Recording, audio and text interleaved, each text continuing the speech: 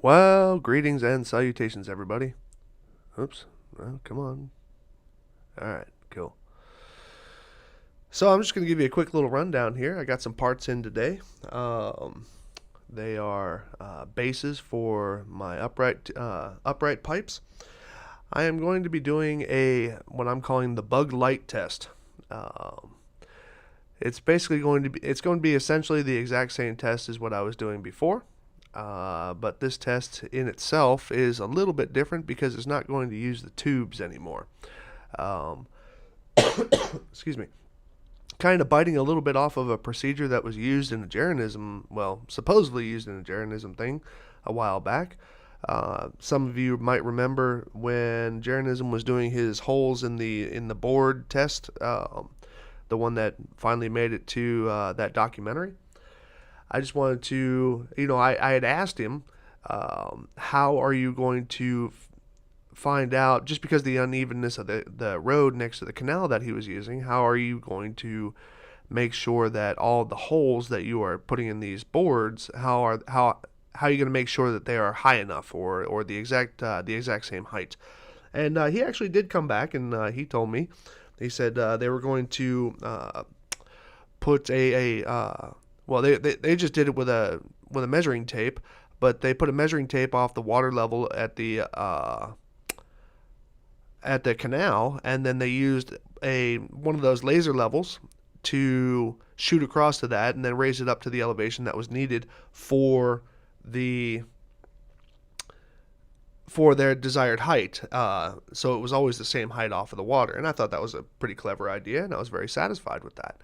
Um, Now, we all know about my water level test, and I came up with kind of an interim one that I want to do. And let me go ahead and just I'm testing out my new my new touchscreen monitor for my computer. So you guys are gonna it's positioned very awkwardly, so excuse me for this.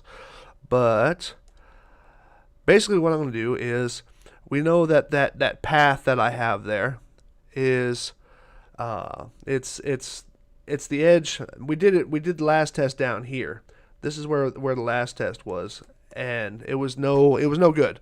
The way that the way that I got defeated by gravity. So basically, what I'm going to do here is just as an idea, and I'm calling this the bug light test. Haha, bug light, get it? Huh. And ultimately, what's going to happen is we have the water level here. Okay, we all know about the water in the canal. Remember the one that Bev tried to steal? And then what I'm going to do is I'm going to have a weight. Why is everything going off here? A little weight down here on the bottom. These are the things that I just got in today. They're the weights that are used for pavilions to keep them steady, like when you're doing presentations or something. It's got a little hole through the middle of it, and you fill it up with water. And since we have plentiful water there, I'll use those. And then basically what I'm going to do is, man, this is really awkward. The touchscreen that I got, it's supposed to have a rechargeable pen, but the pens don't recharge, so I actually have to have the damn cable on them. Basically, I'm going to have an upright right here. Oops, yeah, didn't know I'm pushing buttons there. Wow, what was that? That was weird. Anyway, I'm going to have the upright right there. And with the upright, I'm going to, let's go ahead and use this right here. I have that Bosch laser level, and I'll just put that up on a tripod right next to it.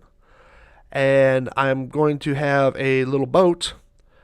This little boat is basically going to sit here. It'll be mostly of Depron foam or something, with a stick that goes all the way up on it. And that stick's going to have a measuring tape, most likely just taped to it. And so I will have basically a measurement off the water. And then what I'll do is I will get this. I will shoot the laser level onto it, and the laser level will come to a certain point, and I'll make sure that I get the height correct so that it's the same point on every tube. And then I will mark it and move on to the next tube, and then mark it and move on to the next tube, and mark it and move on to the next tube, etc. Still going to use all 17 uprights. And now the reason why I'm calling it light, number one, is because of the fact that it's less equipment. I don't have to worry about dragging out the tubes for this particular one.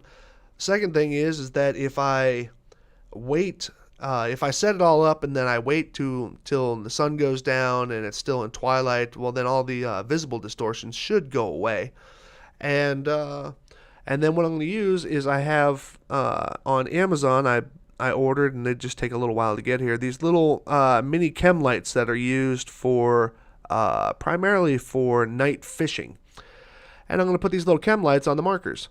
And then I'm also going to have down at the end, just like this is basically everything that the original test was. I'm going to have the marker light down at the end, and you're going to be able to see either A, the markings arc over the chord that's created by the marker light down at the end, or you're not going to see an arc. One of the two. It's pretty simple stuff. Like I said, it's a lighter version of the original test, but essentially still the same test. It's just that instead of using water levels in the tubes, I'm using water levels in the canal. Now, unlike other imposter types who think that they're doing a water level test and for some reason don't think that it's necessary to look down the pipes to find out what it is that they have, instead just being satisfied with water level being water level. My test is yeah, it's essentially going to be the same test. It's a visible shot down the straight, and yeah, and that's basically all it's going to be, and it's going to be a much simpler and much quicker version of the original test. And so that's kind that's why I did that. Okay. But it's going to be just essentially it's going to be a lot easier version to do. And so that can happen actually almost at any time. Now I got to look at schedules on when I'm going to be able to be free. Today would have been an absolutely awesome day to do it, but unfortunately I don't have the time for it. Meaning that, well, man's got to work. But I can basically set it up during a hot day or at least a warm day, but then do the test or do the actual observation, because all I have to do, the only thing I have to do prior to the observation is set up these little things here, these weights. And once I have those weights set up and the uprights set up, it's basically just a waiting game at that point, waiting for the sun to go down and the distortions along the track to disappear. And then I can do my observation. And because of the fact that it'll be a little bit darker, not much darker, I'm not going to be waiting until nighttime, even though I probably could, but then that takes the whole tear down into a whole different difficulty. But I can just have it so that I can right after sunset I can plug in all the little lights, put in all the little lights on the markers, crack them all so that you can see them, and then I'll be able to you'll be able to visibly see it. Yes, everybody, I'm finally getting into the chem light thing. Had a lot of people wanting me to do that on the last one, but I was trying to get it done during the day, which would have negated the use of the chem lights in the first place. So anyway, I wanted to give you all a little update on that. As a matter of fact, hold on, let me. I think I have over here. Well, hold on, I'll show it to you. Bring it up here. TW. There we go. Let me move this thing out of the way. I have like so many things like all up in front of me right now. It's unbelievable. And then I just posted this on Twitter. Hold on. Let me go ahead and show Twitter me. Okay, this was I just posted this on Twitter, and these are those weights for they're basically just big jugs that separate into two pieces. You can you separate them and then you fill them up with water and then you screw them together with this big plastic screw that's on there, and they're used for for holding upright poles. Like I said, for things similar to, well, almost specifically designed for pavilions and umbrellas and stuff like that, that you would want to keep stable at, like, let's say a presentation or something. Well, they all showed up. There's 16 of them right here. And Obviously, the last one won't need one. The last one, as I did last time, will be sitting up on a tripod because it's going to be my original marker. And yeah, so just wanted to keep you guys informed. We are moving forward, and I don't really give a shit what other people say about this. Uh, I really don't, and that's basically what's going to be going on here. And so stay tuned for a much quicker version of this. I'm not 100% sure, given the fact that my geek in chief, Geostraba, he's all the way up in Denmark now, and kudos to him for his new position and his new job. I don't know if I'm going to be able to fully live stream this. Maybe I'll have it as a live stream that's, somebody like Sean or Geo or somebody could actually host a live stream, and then I'll keep tapping into it at each one of my measuring points and see what's up. But I don't really know. But that part's still being worked out. But other than that, that's the test. So I just want to thank you guys for stopping by. Any comments or questions you have, of any particular relevance, feel free to put them below this video once it gets uploaded.